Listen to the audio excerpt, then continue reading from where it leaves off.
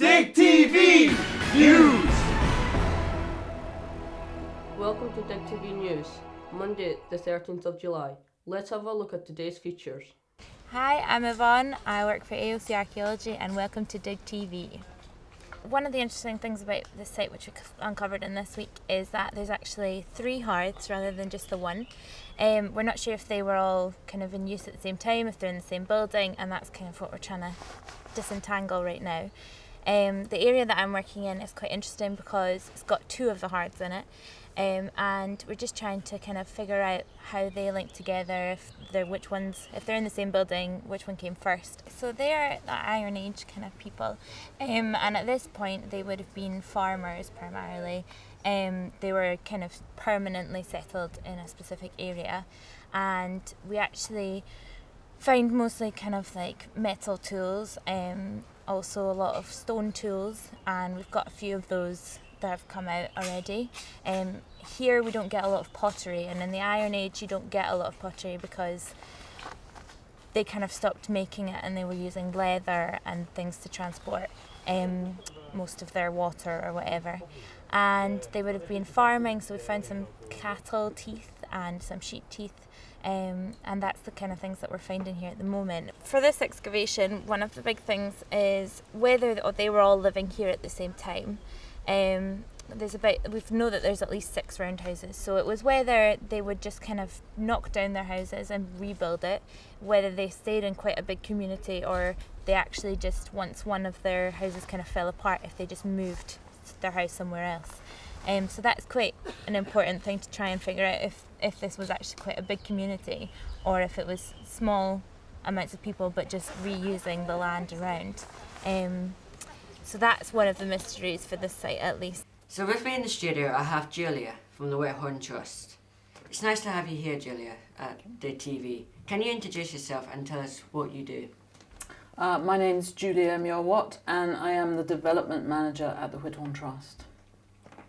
Tell me a bit about the Whithorn Trust. The Whithorn Trust was founded in 1986 when some very exciting remains were found on a field up Bruce Street, and they were so exciting that they stopped then housing development. Obviously Whithorn's been known for over a century for archaeology because it is the site of the earliest Christian stone known in Scotland. So we continue that work and we seek to be at the forefront of any archaeology in the area. What's happening this summer at the Trust? Well, we've gone back to our tradition of live archaeology after a lapse of a few years. So we were really pleased to be approached by AOC Archaeology to act as the community partner for the dig at the Black Loch. It's earlier than our normal period, but we're very interested in it because it sets the context for what happened later at Whithorn. How can people get involved with the dig and the events throughout the summer? Well, anyone who wishes actually to dig with the archaeologists can turn up at 9 o'clock in the morning and they will be welcomed on site and they'll be shown how to excavate.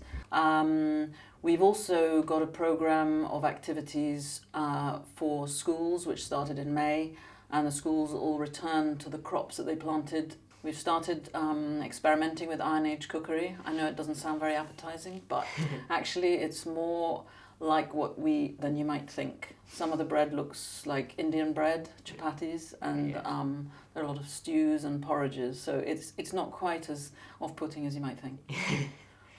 What do you hope the future of the Whithorn Trust will be?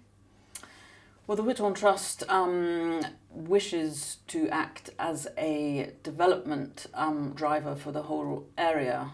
So we want archaeology to be as exciting as possible, to bring more visitors, which in turn attracts people to the town, which in turn increases spend in the town, which means that people have more jobs, so we increase prosperity. We also want to be at the forefront of the story of archaeology in the south of Scotland. So whether that is the story of Ninian and Christianity or whether it's the story of what happened prior to that, we want to be pushing that so that the public know as much as they can and come and enjoy it. Dig TV News!